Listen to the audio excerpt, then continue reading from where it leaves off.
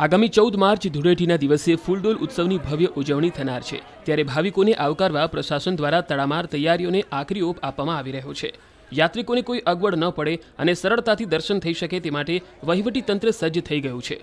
ઉલ્લેખનીય છે કે યાત્રાધામ દ્વારકામાં 4 દિવસ બાદ હોળી ફૂલડોલ ઉત્સવ મનાવવા માટે રાજ્યભરમાંથી પગપાળા, રેલ અને રોડ માર્ગે લાખો ભાવિકોનો પ્રવાહ દ્વારકા તરફ આવી રહ્યો છે।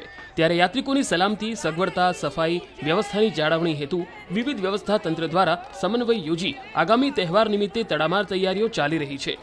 મહત્વનું છે કે આગામી 14મી માર્ચે બપોરે 1.5 થી 2.5 કલાક સુધી જગત મંદિરમાં ફૂલડોલ ઉત્સવ મનાવવામાં આવનાર છે।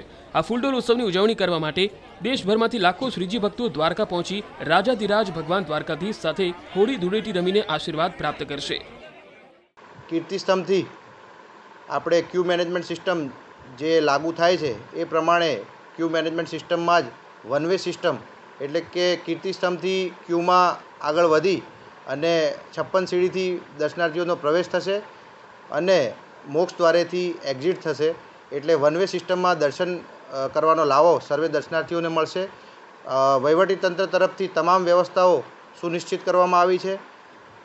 દર્શનાર્થીઓને કોઈપણ જાતની હાલાકી ના પડે અને પાણી, સ્વચ્છતા અને મંદિરના એક્ઝિટથી છેક કીર્તિસ્તંભ સુધી દર્શનાર્થીઓના પગ પણ ના દાઝે તડકાના કારણે એ તમામ વ્યવસ્થા વહીવટીતંત્ર દ્વારા સુનિશ્ચિત કરવામાં આવી છે। 3/2025ના રોજ પૂનમના રોજ ફૂલડોલોત્સવની ઉજવણી થનાર છે। સવારે મંગળા આરતી પૂનમ હોય સવારે 6 કલાકે મંગળા આરતી થશે। 1 વાગ્યા સુધી રાબેતા મુજબ દર્શનનો ક્રમ રહેશે। 1:30 ઉત્સવ આરતી થશે અને 1:30 થી 2:30 સુધી ઉત્સવ દર્શનનો લાભ દર્શનાર્થીઓ લઈ શકે છે અને ફૂલડોલોત્સવની ઉજવણી થશે। 2:30 થી 5 વાગ્યા સુધી મંદિર બંધ રહેશે, ભગવાનના દર્શન બંધ રહેશે।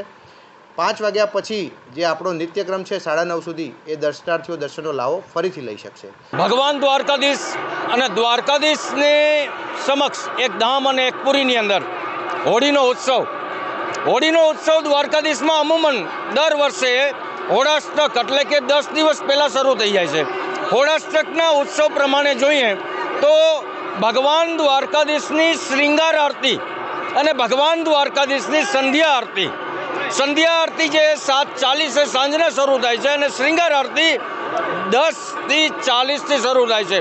આ સમય દરમિયાન આવતા યાત્રાળુઓ સાથે ફક્ત ભગવાન દ્વારકાધીશ એમની સાથે હોળી રમે છે।